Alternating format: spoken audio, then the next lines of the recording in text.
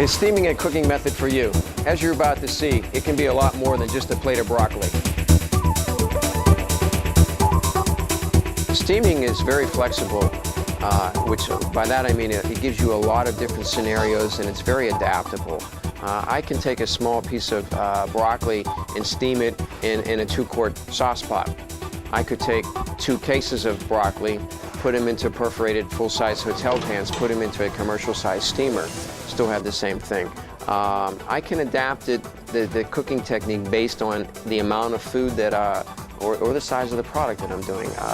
The traditional bamboo stack steamers are another good example. So there's a lot of ways that you can achieve the steaming.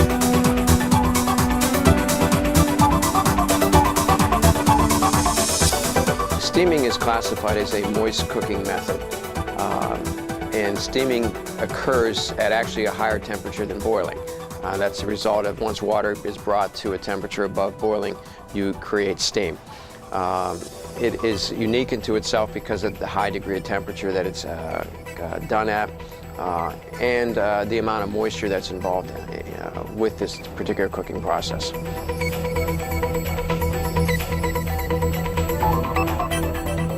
The cooking liquid can be something as simple as water, or it could be some type of flavored liquid.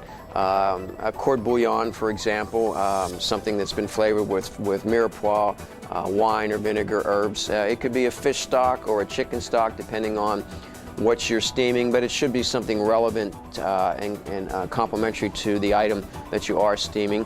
I don't know that I would use straight wine all the time because of the tannic acid. And acid does get carried off in the vapor of steam, so that may give you a bitter flavor to the item that you're steaming. Not having enough water is a huge problem with steaming, especially when you're doing it on top of the stove. Recovery time.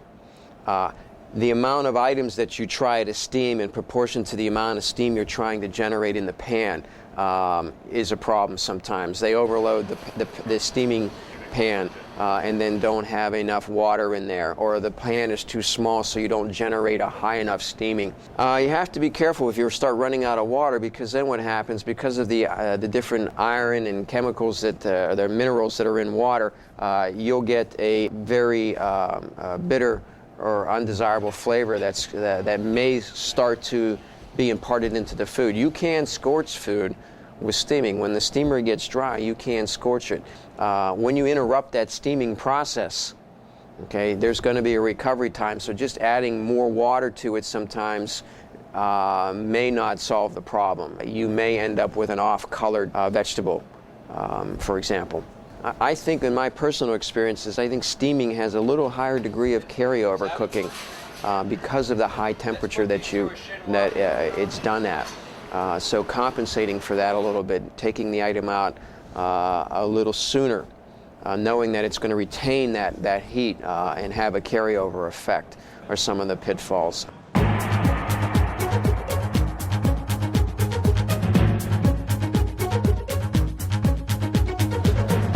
Common vegetables for steaming would be broccoli, asparagus, your greener vegetables. Cauliflower is very good. Eggplant would not be something I'd steam. Squash, zucchini, summer squash would be very acceptable. One of the benefits of steaming, especially vegetables, it retains a lot of the vitamins and nutrients, because the cooking process is so rapid, such a high temperature, not exposed to a lot of liquid, where there's not a lot of vitamins and nutrients being leached out of the product. So it is conducive to retaining more vitamins and nutrients. Items that I would recommend to steam, especially protein items, would be items that are naturally tender. White meats, poultry, fish that are white, lean, firm. Obviously you want something that's going to be able to cook evenly all the way through, but it's got to be naturally tender. Steaming will not tenderize protein like some types of cooking methods, example braising. One of the things you have to be careful with steaming is because it's done at such a high temperature, protein coagulates very, very quickly. And picking and choosing your items. So a high protein item like shrimp, you have to be careful how long you steam it. You can very quickly overcook a piece of shrimp because of the fact that the temperature of steam is much, much higher than boiling. I think the way you evaluate an item that's been steamed properly is it's going to be plump. It's not going to, its size and shape will not change because it is a moist cooking method, so you're not extracting liquid out of it. I also think that it'll be very moist on the outside, but it shouldn't be too wet. If it has a wet, soggy feel in the mouth and on your palate, that's not desirable for a steamed item. This is one cooking method that doesn't require any specialized equipment. If you want to get into a scenario where you're using a 3 or 5 quart pot to steam in, depending on what you're steaming, it could be something as simple as a rondeau with a 1/2 inch to 3/4 of an inch of water in the bottom. Placing a rack on there, but that rack has to be out of the water, so you might have to elevate the rack somehow. But you want to keep the item out of direct contact with the water. All you truly want is the steam to be what cooks the product.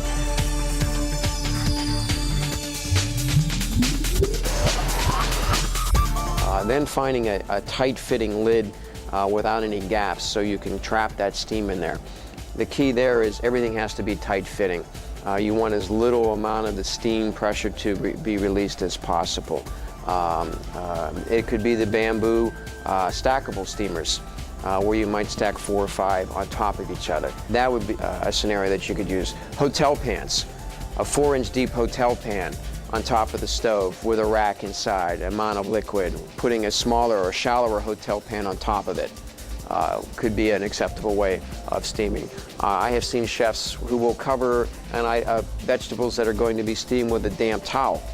A professional steamer, by definition, could be a very large piece of equipment, stainless steel outside with a door that has a large gasket on it, giving you the ability to slide full sheet trays in, full-size hotel pans, perforated or non-perforated, and being able to hold multiple pans. Then the door would have a very heavy latch on it, and you would have a pressurized situation going on there once you set the button for steam. We also have an item out there now called a combi convection. It's a combination of oven and steamer, used a lot in commercial baking, which the process would be it can interject or inject steam into the oven during the baking process. One of the most important things I learned as a student here, and still constantly are reinforced as being an instructor, is no matter what type of cuisine that you're cooking, there are fundamentals that do not change. Steaming as a cooking method is kind of unique to certain cuisines. Asian cuisine, they do a lot of steaming. Did not have a lot of experience with that in high volume situations.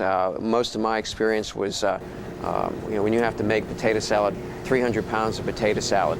Redskin potatoes, small B-sized redskin potatoes, into the steamer, cooked 2/3, 3/4 of the way, put into the dressing, allowing them to cool, continue to cook because they had the skin on.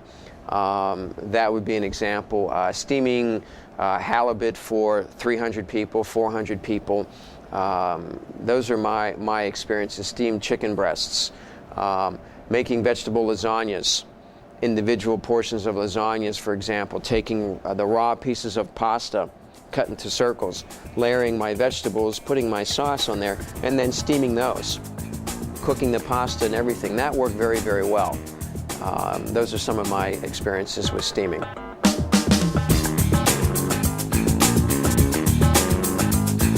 Some unconventional methods, and I hesitate to use the word unconventional because papillote is a classic way of steaming. Some people may refer to it as a combination style cooking method, but really in its pure form, you're putting something in a parchment paper bag, a piece of fish or vegetables. There's some type of liquid or pre-made sauce in there. The bag is sealed very tight, and then it's placed into the oven. That's baking. But what's going on inside the bag is steaming. When you talk about beef tamales or pork tamales, they're encrusted It's a ground beef filling or pork filling that's highly flavored. It may be wrapped in corn husk, masa farina batter around it. So it's being insulated. The protein in there is being insulated, usually by a starch component. So you don't have that protein in direct contact with the steam. Steaming is very dangerous, especially with the commercial steamers. Allowing the steam to dissipate before you reach into the steamer to pull the pan out. Steam burns are very painful because of the high temperatures. So I've seen people reach into steamers too soon, as soon as they've opened the door, and then end up burning themselves. You can't really derive a sauce from the process of steaming. And since the characteristics of most of the protein items that you're steaming are very lean, high protein items, the rationale would be to serve a sauce that is fairly rich, for example, basic hollandaise or béarnaise sauce. So now you've seen, steaming is an extremely flexible and adaptable cooking method.